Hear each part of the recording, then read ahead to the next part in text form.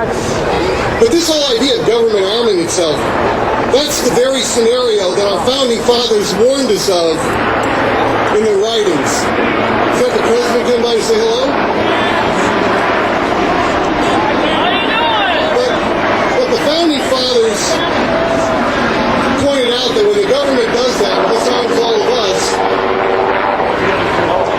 that's when tyranny's roots get planted. And we cannot have tyranny in America. We have to stand up and fight that. Over the last 15 years, gun organizations across the nation, in my case, like the Virginia Citizens Defense League, other organizations across the country have all stood up and have been fighting to get our rights back. And they've been successful, as I said earlier, thanks to you guys getting up and doing your part as these organizations plow the new ground of getting our rights back. Rights that were ripped away from us by politicians and corrupt courts that felt that they could ignore the Constitution and ignore the very people they represent and do just as they please without that pesky little Constitution getting in the way. Yeah, that's New York. My old camera with a 300mm lens. Ladies and gentlemen, brave American soldiers, and again I applaud all of you that have served in the military for us and put your lives on the lines. Brave American soldiers have died face down in the mud to preserve our right to keep and bear arms for the last 230 years. And it's up to you and me to make sure that those lives were not given in vain. To think of a soldier, a young man who maybe has never even had a chance to find the first love of his life in some desolate swamp in Vietnam or somewhere else dying some horrible death so that we can stand here today, and to think that the rest of us, all we have to do is in our little air-conditioned homes is write a letter every now and then, or send an email, or get off their rear ends and come somewhere like this. How big of a sacrifice is that? Would you rather be lying, bleeding in a ditch somewhere in some foreign hellhole? Or would you rather be here fighting the other half of that war? Because there's two pieces to it. And our role is very important. And what really gets me, what tugs at my heartstrings, is the emails I get from soldiers who thank me for what I'm doing. It's like I write it back, are you kidding me? What I'm doing? I'm sitting in an air-conditioned room, where are you sitting?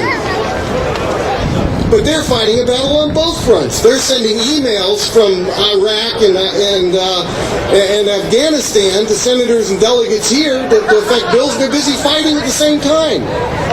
How do you top that? I don't think you can. No.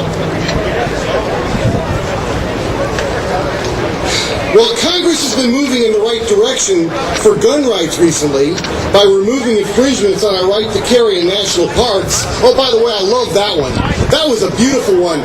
The VCDL started a petition for rulemaking going 3 or 4 years ago, and we finally got that with the help of a bunch of other gun organizations so that the National Park Service changed their regulation to let us carry in parks.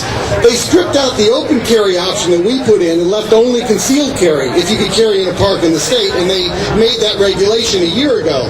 Well, the anti-gunners couldn't stand it, so what did they do?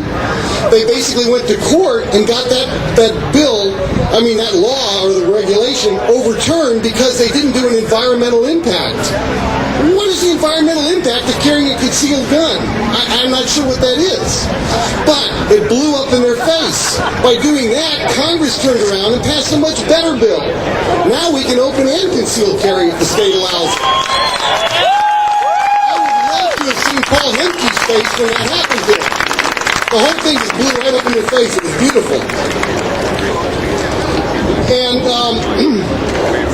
So, but while Congress has been moving in that direction, restoring the rights to carry in national parks, as well as on trains in your checked luggage, which you can't do right now, well, that's coming along. There are some things on the horizon that are very troubling. For example, presidential appointees that are well known to hate guns in the hands of everyday citizens. A possible UN treaty on small arms. And there's been a recent push to close the non-existent gun show loophole. Let me say this clearly. Closing the non-existent gun show loophole is not about reducing crime. It's about control. Does that sound familiar? You say, well, what do you mean control?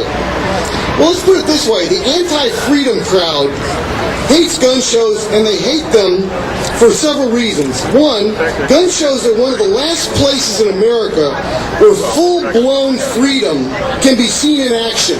People buying and selling guns and ammunition, talking about liberty and spreading the truth about guns and gun rights, signing petitions in large groups. VCDL can get 5,000 postcards in a single gun show heading off to a governor if we want to do that. And we're doing that in one of the safest environments in the country. Imagine some idiot trying to hold up a gun show. Charles Darwin would have gotten a kick out of that one.